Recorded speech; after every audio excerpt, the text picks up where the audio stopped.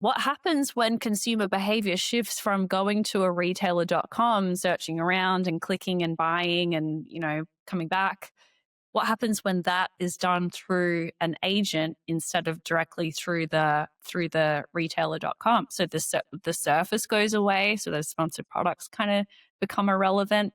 The retailer will still have the transaction data. Like Kiri bought a new t-shirt, but also the AI LLM has that transaction data. So now there are two entities that have purchase and transaction and consumer signals data, which means that becomes less valuable. That audience data that a retailer has that they were able to easily monetize before isn't as valuable because someone else has it.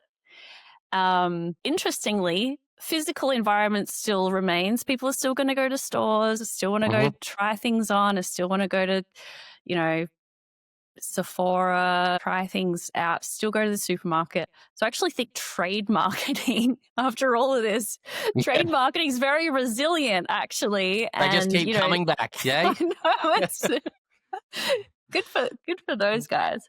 So this is like, then I was talking about this with Scott Wingo on his podcast, Retail Agentic.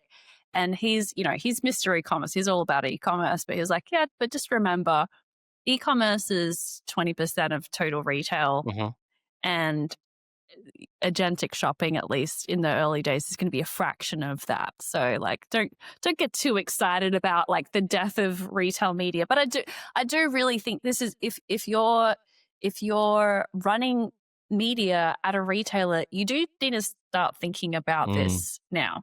Yeah, you need to start planning for it. 100%. Yeah, agree. Like, I think the hype overtakes everything, but when you, like you just said, when you sift through it and you look at the practicalness of it, you look at the data and you look at how long it will take to actually take. So yeah, but I think that's where I think retailers and retail media networks and the people running them need to get a handle of that and get a true sense of how much time have I got?